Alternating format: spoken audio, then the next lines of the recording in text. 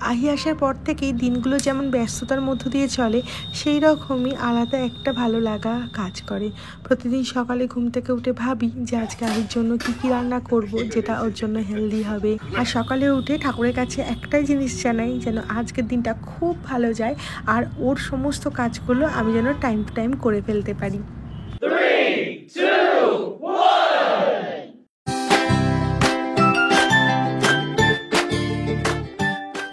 নমস্কার, আমি রুম্পা আর একটা নতুন ভিডিওতে তোমাদেরকে ওয়েলকাম। আশা করবো তোমরা সকলে খুব ভালো আছো, সুস্থ আছো। আর অন্য ব্লগগুলোর মতনই তোমাদের এই ব্লগটা দেখতেও খুব খুব ভালো লাগবে। আর এই হলো আহি, যাকে নিয়ে পুরো দিন এখন ব্যস্ততার মধ্যে দিয়ে চলে। কি রে, আমরা এখন কোথায়? আমরা এখন পাপার অফিস রুমে। সেলফি স্টিকটা চাই ওর। No no no no no no no no no no no no no. আহি আজকাল সমস্ত অ্যাক্টিভিটিগুলো খুব মন দিয়ে করে, আমাদেরও বেশ ভালো লাগে ওর সাথে এই অ্যাক্টিভিটিগুলো করতে। সেই জন্য আহির পাপা মানে হীরক অনেক কিছু ওর জন্য আনিয়েছে। একটা একটা করে তোমাদের সাথে শেয়ার করবো যে আহির জন্য কী কী অ্যাক্টিভিটি আমরা ব্যবহার করছি। এটা একদম আজকে এসেছে, ও এখনও ঠিকমতো বুঝে উঠতে পারেনি কীভাবে খেলবে, বাট একটা হোলও পেয়েছে যেটা দিয়ে সবগুলো ঢুকিয়ে দিয়েছে। যাই হোক, বেশ মজা পেয়েছে নতুন জিনিস পেয়ে। বাচ্চারা এতেই খুশি হয়, রোজ রোজ ওদেরকে নতুন জিনিস দাও, ওরা ভীষণ খুশি হয়ে যায়। আজকে সকালের ব্রেকফাস্টে আমি ওর জন্য গাজর দিয়ে, সুজি দিয়ে আর গরুর দুধ, ড্রাই ফ্রুটস, খেজুর দিয়ে একটা খুব হেলদি রেসিপি বানাচ্ছি। তোমাদের যদি এই রেসিপিটা প্রয়োজন হয় তাহলে অবশ্যই করে জানিও। আর এদিকে একটু সুজির চিলাও বানিয়েছি। ওকে সুজির চিলাটা একটু একটু করে দেওয়া অভ্যাস করছি, তবে ও পেট ভরে একদম সুজির চিলা খায় না, সেই জন্য আমি ওর জন্য এই খাবারটাও বানাচ্ছি। আর আমাদের জন্য ব্রেকফাস্টে হয়েছে পোহাটাতে হলুদ দেওয়া হয়েছিল না, তো আজকে ভাবলাম একটু হলুদ দিয়ে কালারফুল বানিয়ে খাই। তো দেখো, হলুদ দিতে বেশ দেখতে কিন্তু ভালোই লাগছে। এমনিতে হলুদ দিই না খুব একটা পোহাতে, আমাদের সবাইরই মানে আমার আর হীরকের আর আহি তিনজনেরই পোহা খেতে খুব ভালো লাগে। কিন্তু আজকেও তো আহির জন্য অন্য একটা ব্রেকফাস্ট বানিয়েছি, সেজন্য ওকে আর পোহা দেবো না। ব্রেকফাস্ট করে এদিকে আহি দেখো একটা ন্যাপ নিতে চলে এসেছে। আর এই সময়টা হলো আমার সব থেকে ভাগাদৌড়ির সময়, মানে ও ন্যাপ নেবে সেই সময় স্নান করা, পুজো করা, বাড়ির সমস্ত কাজ করা, আহির রান্না করা, সমস্ত কিছু আমাকে ছোটো ছোটো করতে হয়। আজকে যেমন আহির জন্য বানাবো রাজমা আমি অনেকদিন থেকে আহিকে দিচ্ছি, আর আহি এটা খুব পছন্দও করে। তো দেখো, তোমাদেরকে ছোট্ট করে রেসিপিটা শেয়ার করি। এখানে আমি একটু মাস্টার্ড অয়েল নিয়েছি, তার মধ্যে একটু পেঁয়াজ নিলাম, একটু রসুন আর একটু আদা, যেরকম বড়দের করে ঠিক সেরকমভাবেই, শুধু কোয়ান্টিটিগুলো একটু অল্প অল্প করে দিচ্ছি। তো সবগুলো একটু হালকা ভাজা ভাজা হয়ে গেলে একটু টমেটো দিয়ে দেবো, টমেটোটাকে একটু নাড়াচাড়া করে ব্যাস ঢাকা চাপা দিয়ে দেবো। রাজমা কিন্তু বাচ্চাদের জন্য খুবই হেলদি একটা খাবার। বাচ্চা যদি রাজমা হজম করতে পারে তাহলে কিন্তু সপ্তাহে একদিন রাজমা রাখাই যেতে পারে বাচ্চাদের ডায়েটে। আর বাচ্চা কেন, আমরা বড়রাও কিন্তু রাজমা খেতে সবাই খুব ভালোবাসি। যখন দিল্লিতে থাকতাম তখন হীরককে যখন বলতাম যে কি আজকে খাবে, হীরক বলতো রাজমা চাউল, ছোলে চাউল, মানে দিল্লিবাসীদের মতো খাওয়ার আর কি। দিল্লিতে যারা নন বেঙ্গলিরা থাকে তারা কিন্তু এই ছোলে চাউল, রাজমা চাউল, কারি চাউল এগুলো খেতে ভীষণ পছন্দ করে। আর রাজমাটা না হীরকের ভীষণ পছন্দের একটা খাবার। আইকে আমি চেষ্টা করছি আমাদের নর্মাল খাবারগুলোতে অভ্যস্ত করার, যাতে কি ও পরে আর কোনো অসুবিধা না হয়। যেহেতু আমাদের খাবারে একটু কাঁচা লঙ্কা থাকে, সেহেতু এখনও আইকে আমাদের খাবারগুলো ইন্ট্রোডিউস করায়নি, বাট যেগুলোতে ঝাল থাকে না সেগুলো আমি সবই আইকে দিই। এই একটার মতো সিটি দিয়ে দিয়েছি, তারপর দেখো একদম তৈরি হয়ে গেছে হেলদি হেলদি রাজমা। আর রাজমাগুলো খুব ভালো সেদ্ধও হয়েছে। রাজমা যদি সেদ্ধ না হয় খেতে আবার ভালো হয় না। দেখো কত সুন্দর সেদ্ধ হয়েছে। ব্রেকফাস্ট করে আহি যে ন্যাপটা নেয় সেটা খুবই কম টাইমের জন্য নেয়, তো ওকে স্নান করিয়ে দিয়েছি আমি। এরপরে আমি ওর ভাতটাও বেড়ে নিচ্ছি, আগে ওকে খাইয়ে দেবো, তারপর আমরা খাবো। তোমাদের সবার একটা কমপ্লেন যে আমি কেন রোজ ভিডিও দিতে পারি না। চেষ্টা করি জানো তো রোজ ভিডিও দেওয়ার।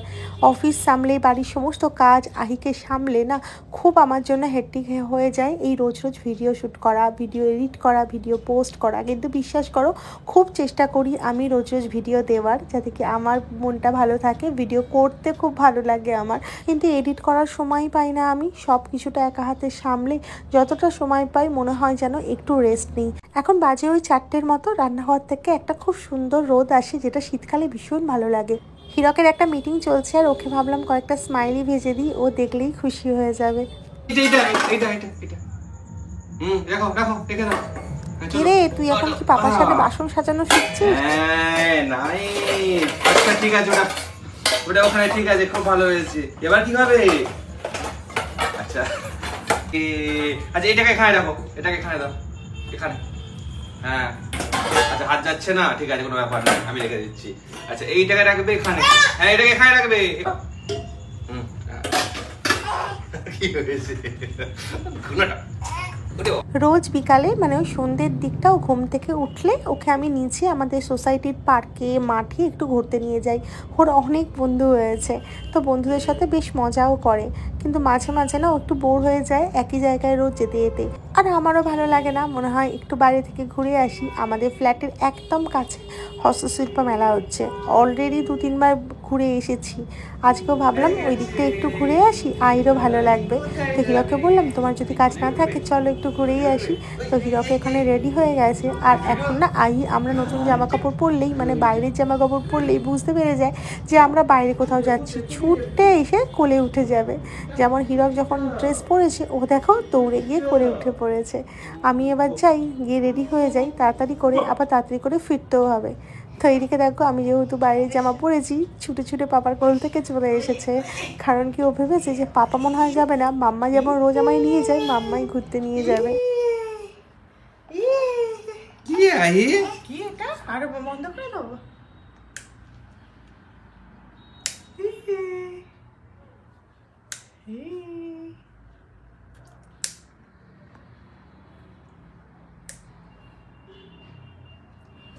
ছোটোবেলায় তো গাড়িতে উঠলেই ঘুমিয়ে পড়তো, বাট আজকাল না যখনই গাড়িতে ওঠে এইভাবে জানলার সামনে বসবে আর বাইরের সমস্ত জিনিস দেখতে দেখতে যাবে। আবার জানো মাঝে মাঝে কাউকে দেখে হাই করবে।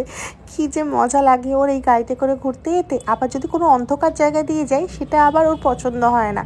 হিরক গাড়ি চালায় আর এইদিকে আহি বকর বকর বকর বকর করতেই থাকে। প্রতিবারে এই হস্তশিল্প মেলাটা ইকো পার্কে হয়, কিন্তু এবারে একদম আমাদের ফ্ল্যাটের কাছে হচ্ছে, মানে নিউ টাউনে যে সেন্ট্রাল মলটা আছে তার একদম সামনে গ্রাউন্ডে। যারা তোমরা এখনো আসোনি তারা প্লিজ একবার হলেও ভিজিট করে যেও, খুব ভালো লাগবে। দেখো আমি তো বেশ কয়েকবারই এলাম, বেশ ভালো লাগে জানো। এত সুন্দর শিল্পীরা এসেছে যারা এত ভালো ভালো কাজ করে, আমি তো অবাক চোখে দেখতে থাকি। আর এই ছোট্ট আমাদের এই বুলবুলি পাখিটা ঘুরে ঘুরে ঘুরে ঘুরে বেড়ায়। এই কানটা জায়গা মোটামুটি কিছুটা ফাঁকাই থাকে, কিন্তু এবারে দেখো চারিদিকে শুধু গাড়ি আর গাড়ি, মানে কোনো পার্কিংই ফাঁকা নেই। আমরা অনেক কষ্টে একটা পার্কিং পেয়েছি, এগুলো মোটামুটি ফাঁকা থাকে most of the time. But এখন যেহেতু এখানে হস্তশিল্প মেলা হচ্ছে প্রায় সময়টাই পার্কিং ফুল থাকে। দেখো এসে গেছি, এই বাইরের দিকটার মেলাটা আগের দিন দেখা হয়েছিল না, তো আজকে ভাবছি বাইরের দিকটা একটু ঘুরবো। আজকে আর ভেতরে ঢুকছি না। আগের দিন এসে আমি সুন্দর একটা শর্টস আপলোড করেছি, একবার চেক করো, দেখবে তোমাদের খুব ভালো লাগবে। আর এখানে দেখো আহি টেডি কিনবে বলে বায়না, আর এত বাড়িতে টেডি আছে সেই বাড়িতে নিয়ে গিয়ে রাখার জায়গা হবে না, তাই হিরক আর কিনে দিল না ওকে।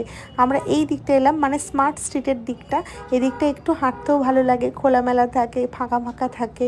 আর আহিনা এসব মেলা টেলা বা কোথাও মলে নিয়ে গেলে খুব আনন্দ করে। আজকে তাহলে আসি, আজকে ব্লগটা শেষ করছি। আজকে ব্লগের যদি কোনো কিছু তোমাদের ভালো লেগে থাকে তাহলে অবশ্যই করে একটা লাইক কমেন্ট করে দিও। আর কমেন্ট করে অবশ্যই জানাতে ভুলো না আজকের ব্লগটা কীরকম লাগলো তোমাদের। তোমরা কীরকম ধরনের ব্লগ আমার কাছ থেকে দেখতে চাইছো সেটাও কমেন্ট বক্সে তোমরা জানাতে পারো। ফেসবুকে দেখে থাকলে তাহলে অবশ্যই করে পেজটা ফলো করতে ভুলো না, আর ইউটিউবে দেখে থাকলে চ্যানেলটা সাবস্ক্রাইব করো। আমি বেশ কিছুদিন ধরে অনেক শপিং করছি জানো হস্তশিল্প মেলা থেকে। আজ আসছি, খুব ভালো থেকো আর সকলকে ভালো রেখো। টাটা।